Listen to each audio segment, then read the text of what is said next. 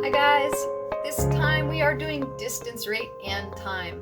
Had we been together, we would have watched a short clip of a Harry Potter scene from one of the movies.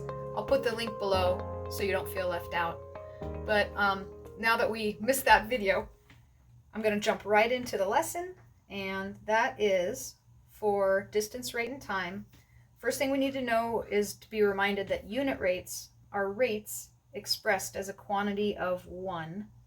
And specifically, we have the rates is just a fancy word for a fraction. So we'll put in fraction there. And it's a quantity of 1. Some of these examples would be something like 30 miles per hour, or 10 cents per ounce, or you might have something like $3 per candy.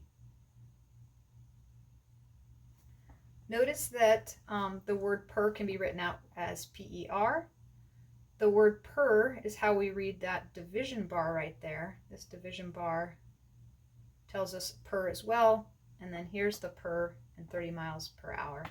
So all of them are telling us that in each of these cases, you're going 30 miles for every 1 hour, or you're paying 10 cents for every 1 ounce, or you're paying $3 for every 1 piece of candy. Hopefully it's a big one. All right, so if we move on now, we will see that our Hogwarts train is going 220 miles per hour, and we want to know how far would that train be in 2 hours. Take a second. What would that be? Think a little. All right, I know a lot of you would right off the bat say, well, 220 in the first hour, 220 in the second hour is 440 total miles. Also, notice that since we added the same number twice, we could also have just said 220 times 2. And that would have also given us our 440 miles. But what if they want to know how far will the train be in 3.5 hours? Again, we could split it up, do 220 plus 220 plus 220 plus 110 for that half hour. Or we could also multiply by 3.5 to the 220. So why don't we do our 440, that was 2 hours, plus another hour, 220, that's 3 hours now, plus a half hour, 110, and add these up. This was 2 hours, this was 1 hour, this was half an hour, giving us a total of 3.5 hours. Is what you see here. Okay, and when we add all those up, we get 770. So the answer for this one is 770 miles.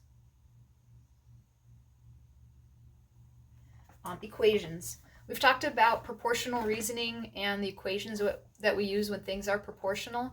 Remember, it was y equals k times x, or y equals mx. In this case, we know the rate. The rate is 220. So our equation for this train is going to be y equals 220x. And another way to say this is the formula we need for today. Distance equals rate times time. And for a shortcut, we just write d equals rt.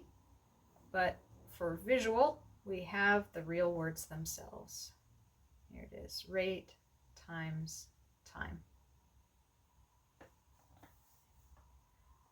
So if we use that formula, having difficulty moving, there we go, and we want to find out how much time would it take to travel 90 miles, as long as we know 2 of the 3 things, we can solve for the missing one, and that brings us back to solving equations. So here, what we do is we substitute the values we know into distance equals rate times time. So distance equals rate times time.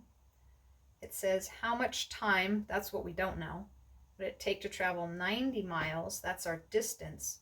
So I'm going to write 90 equals our rate, which we know from above is 220, times our time.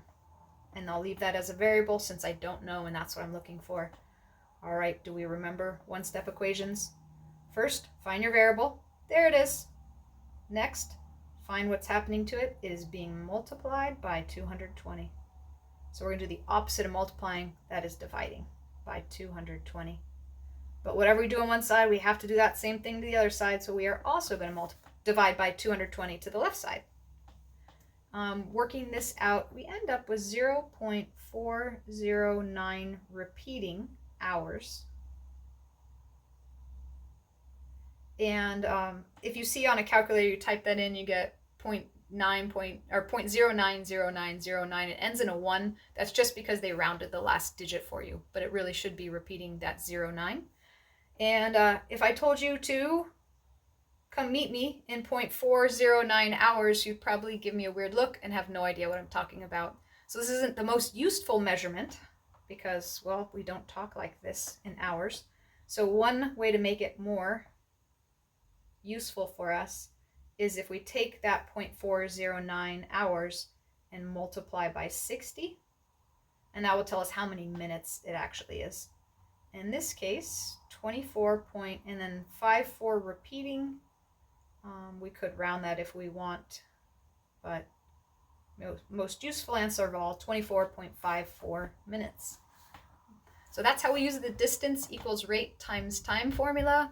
D equals RT to find either distance, time, or rate of something that is proportional.